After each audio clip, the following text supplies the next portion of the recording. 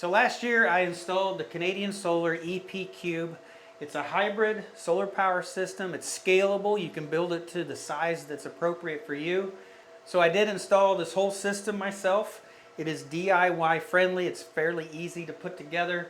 I've been running it for over a year. I want to do a complete review on this system. I want to talk about the pros, the good things about this system, the bad things about this system, or maybe the problems that I've experienced over the last year, and then maybe a few things that I think they can do to this system to make it even better. So this system was provided to me last year for me to be able to do video over the installation of the system, to do videos on how it operates and how it functions during a power outage. But even though this was provided to me last year, this is going to be an honest review. We're going to talk about the good things and the bad things. So first, let me give you an overview of the system. On top here, this is a 7600 watt inverter, and then below it, these are the batteries. They stack up. You have to have a minimum of 3 batteries. We've got the maximum of 6. If you add more than 6, then you got to add another inverter.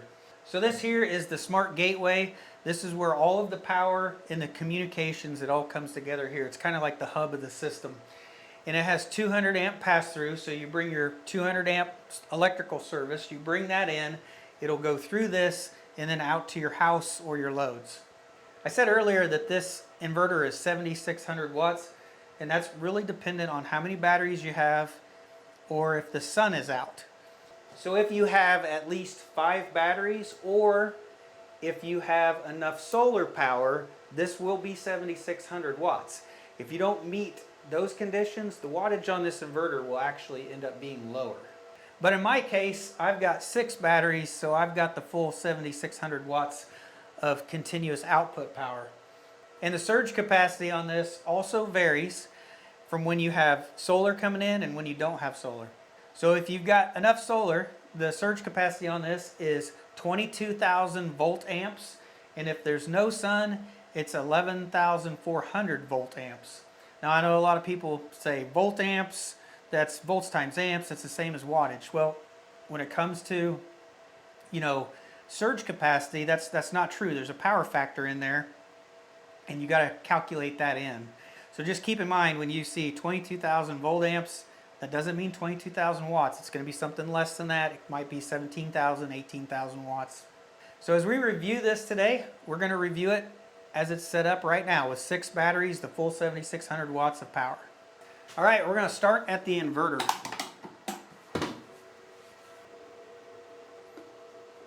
So one thing I do like about this system is it does have 2 solar disconnects on it, and there's 2 solar arrays on each one of these. It also has a battery disconnect right here with this fuse you can pull out. So on this bottom terminal block, it has 4 MPPT charge controllers. And these 4 solar inputs are pre-wired through the TEGO rapid shutdown system. So a lot of inverters are compatible with rapid shutdown systems, but this one actually has it already built into it, so you don't have to buy any additional hardware to create the shutdown system. The only thing you have to buy are the modules that go on your solar panels. So these 4 charge controllers have a maximum voltage of 600 volts DC, which is really high, and then it has an operating range between 90 volts DC and 550 volts DC, so it has a really wide operating range on the voltage, and then it can actually operate on a maximum of 16 amps. So it doesn't list on the data sheet what the maximum solar input is, but it does give a DC to AC ratio, and it says it has twice the DC as it does AC, 2-to-1 ratio. So if this is a 7600 watt inverter, it can bring in 14,800 watts of solar with that ratio. And then I've had somebody at Canadian Solar tell me that it can take in almost 15,000 watts. So even though it's not listed exactly in the data sheet, that's really where you're looking at where the maximum potential is for this charge controller. So all our wiring connections are on these terminal blocks here. They are the push-in style connectors. Overall, this is very easy to wire up. My biggest complaint is that these are only 3/4 inch connections on the side. And you can actually, there's an insert in here, you can take it out and you can get it up to a 1 inch size if you need to. But I really would like to see bigger connections on here. All right, we're going to look at the gateway. This is the hub of the system.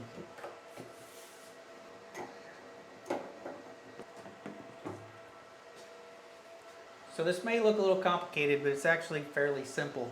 So remember I said this had 200 amp pass through, so you can bring 200 amp service into here, and then it goes to a 200 amp disconnect. That's what that is.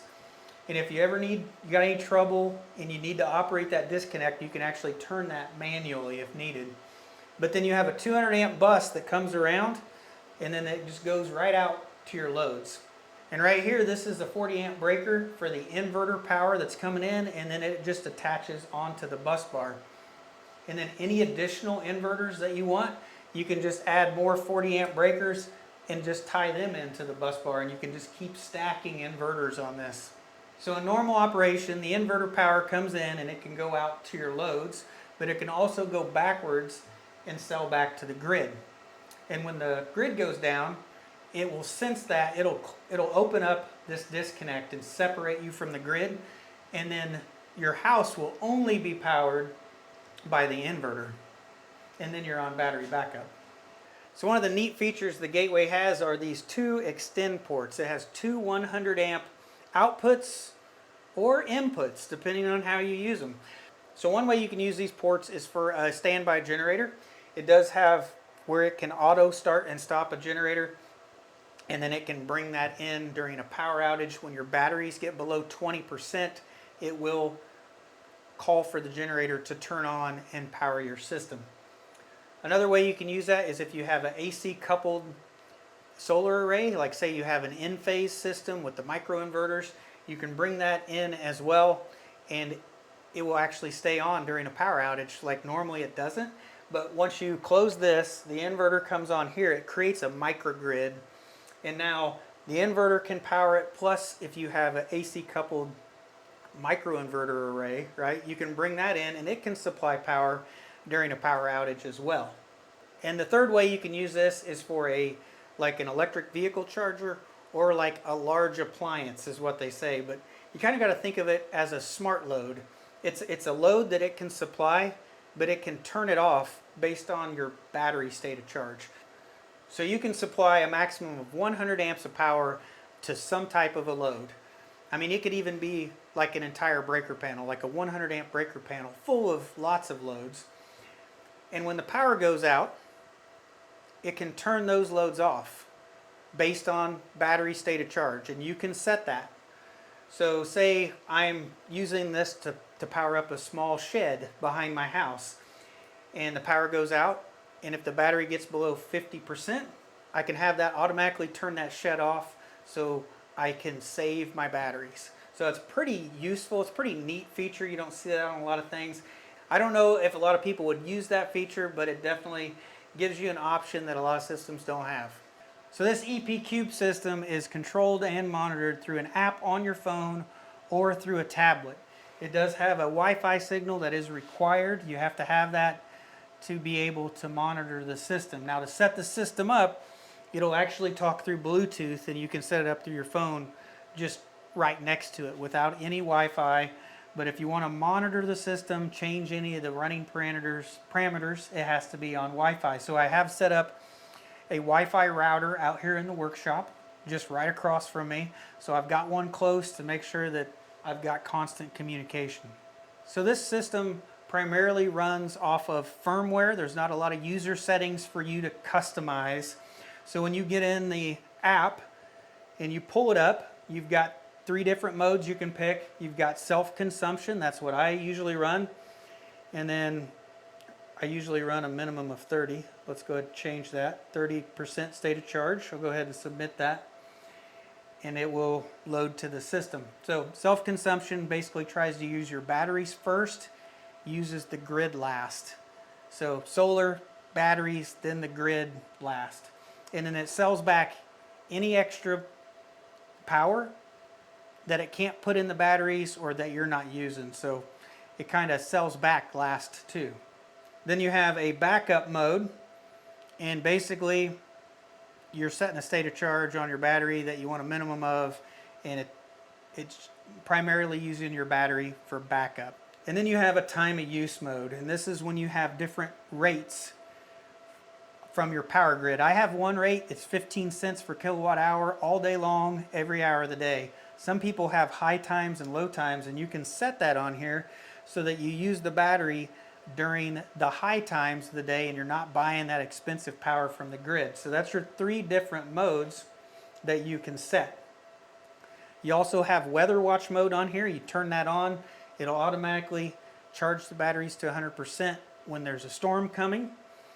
And then you have, when we talked about the extend ports and how you can put that to an EV charger or large appliance or power something, right? You have the minimum state of charge that you can set that, and then that's when it will turn off when the grid goes down. Other than that, it's always powered all the time unless the grid goes down. And then if the grid's down, the battery's below that percentage, it'll just turn that, whatever that is, off. That's the only user settings that you truly have in this system. It's a simple system. It is made for people who just want to set a few settings and forget it. It's for people that don't want things that are complicated. So it's for those kind of people that just want to set it up and walk away and never have to really look at it again. If you're one of those people that like to tinker and you like to play with settings and you really want to customize it to the way you want, you're not going to have that with the EP Cube. These are going to be people who aren't into solar and want to tinker around with stuff and mess with it. This is going to be for people who want to set it and forget it. You know, it's just there, it works, it's done. So let's go ahead, we'll talk about the bad things. In fact, I filmed this part of the video yesterday so I could even demonstrate the bad things to you. So let's go ahead and we'll jump over to me yesterday. So there are some things about the EP Cube that I don't like. My number one complaint is when we do lose grid power, it's supposed to like transfer within 10 to 20 milliseconds, and it's not really a seamless transfer like that. A lot of times, sometimes it is, and sometimes it isn't. It doesn't do it all the time, but sometimes when you lose grid power, it's off for a few seconds. We'll go ahead and try it. And there you go. Do you see that? So I don't know what that was. That wasn't 10 to 20 milliseconds. That was a good, at least a half a second. That's enough to blip my internet router. It's enough to drop out my computer when I'm working on stuff. I just kind of find that a little bit annoying.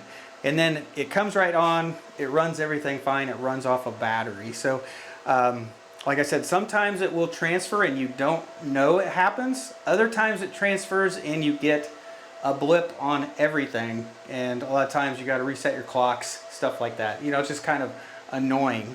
So, but it always takes over. It's not like it doesn't come on. It's just it takes a while for it to transfer. All right, we're back grid tied again. I'm going to try it one more time just to see how the blip is. See, that time, that's the way it should be. I don't know if you could tell the difference, but that was a quick blip. And everything will keep its time, everything will stay powered up. That's the way it's supposed to work. And it's kind of a coin toss on what's going to happen when the power goes out, whether it blips or not. Now my second complaint about this system is you actually can't run the battery all the way down to 0%. At least with the latest firmware that we have right now, when it gets down to 15% state of charge on the battery, it'll actually turn off the output, and it just holds that battery charge to keep itself awake or alive, right? And it's going to sit there until the sun comes out. And when the sun comes out, it's going to charge back up, I think, to 30%. Once it hits 30%, it will go ahead and start outputting power again. That's in a grid outage, okay? So like say the grid is off for like 24 hours or 2 days. Once it hits 15%, it's going to turn everything off, and it saves that battery charge. They call it a black start is what they call it. But it saves that battery charge, so when the sun comes back out, it can start charging the batteries back up. Kind of keeps the computer going, right? The brain. And it won't come back on until you get 30% battery charge. I find that that's kind of, I don't like that. Does it really need 15% of 20 kilowatt hours? to stay on all night long just to keep the computer memory up, right? I would like that to be less. So right now I've got the grid power off, I've got the solar panels off, we're running on batteries, we're down to 16% state of charge. So once this hits 15%, we're going to see the output power turn off and it's going to go in that black start mode. And there it went. It's dead. So I never did get it to show 15% on the app. I kept refreshing it and it just showed 16% the whole time. So now we're dead in the water till we get solar or the grid. We're going to do solar. Let's go ahead. It's a sunny day outside. We'll go ahead and turn the grid or the solar back on. And you'll actually hear the charge controller kick up and start running. And there the fan's kicked on. It's charging the batteries back up. All right, the power just came back on. It is 1:31. Power went off at 1:17. So that ended up being, well, like 14 minutes for the power to come on. So there's pretty good sun out there to charge the batteries up. Now, of course, the Wi-Fi is not quite booted up yet, so the Starlink has to boot up. The Wi-Fi routers have to boot up, so it'll be a couple minutes before I can actually see the state of charge. So my third complaint is that the only way to monitor this system is through Wi-Fi and an app on a tablet or a phone. Or they also have a web page you can go to and you can look at it on the internet as well.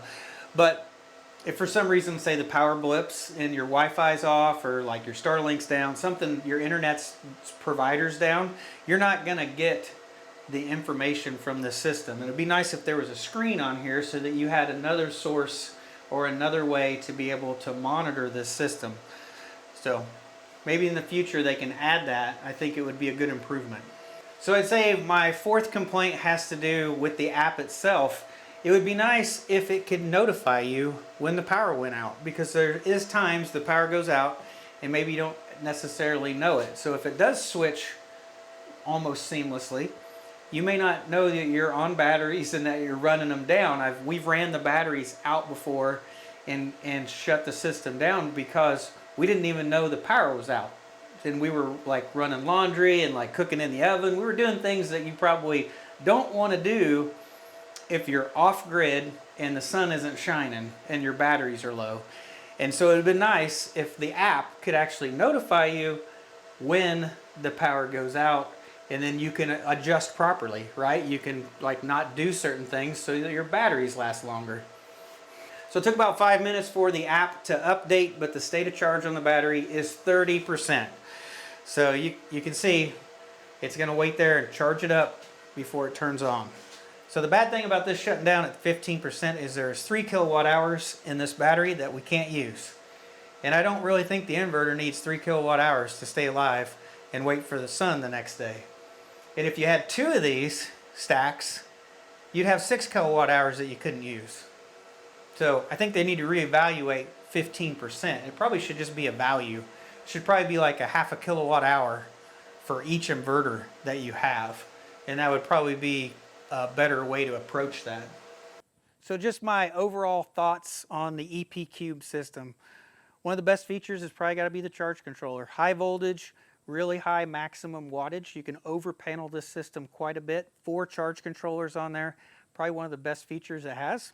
I do think the extend ports are a nice feature to be able to hook up your AC coupled system or a generator, or maybe a large appliance or just a separate breaker panel if you wanted to. I think that's a cool feature. I think you'd have to plan for it. I don't know if a lot of people will end up using it, but if you have a standby generator or if you already have an AC coupled solar system, that may make hooking everything up a lot easier. As for things I think they can improve about the system, I think a screen would definitely help. Also, it'd be nice if it would work with a manual generator. Right now it only works with a standby generator. It requests it to come on, and then once it sees it on, it'll go ahead and it'll switch over to it.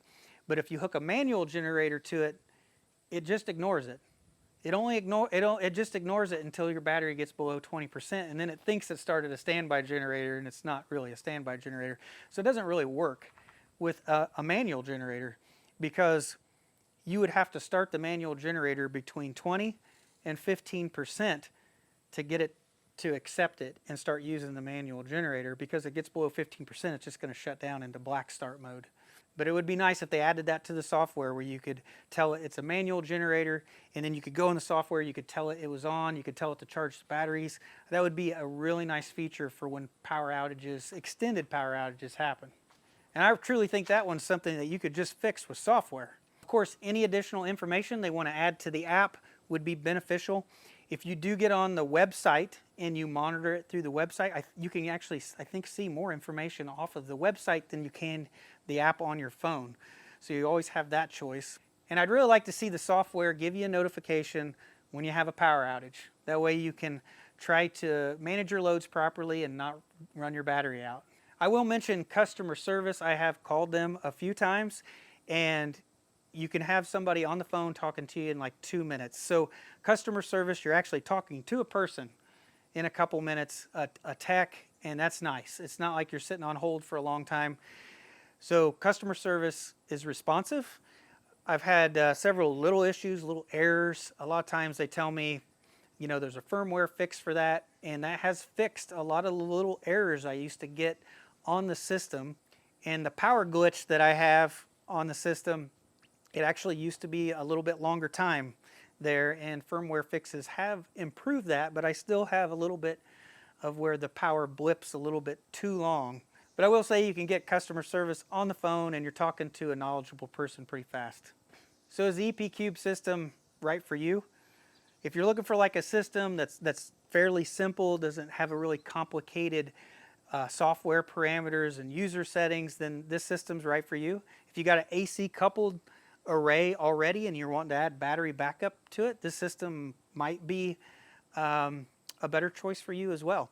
But if you're one of those people that like to geek out on solar and you want to mess with all the different settings, and you want to add different things to it and different types of batteries and customize the system, this isn't going to be the system for you. I mean, the EP Cube system, you have to use EP Cube batteries, you're going to have to use EP Cube inverter, you have to use their parts to expand the system, but it's very expandable. You can build it basically any size you want. So if you're looking at the EP Cube system, hopefully this video will help you decide whether the system is right for you. And if anything changes, like the power glitch problem, like if that gets fixed, if they come out with a screen or any new updates that address any of the problems that I have mentioned, I'll try to do a video on that and do an update on the improvements that are made to the system. But I think that's going to wrap up this video. If you guys do like DIY solar projects, or if you like solar reviews, please subscribe to the channel. This is a new channel that I just made, and I'll be trying to get out a few videos a month. So anything to do with DIY solar or energy independence, I'm going to try to cover on this channel. So if you're into that stuff, I appreciate you follow along. But I think that's it for this video, guys. Thanks for watching.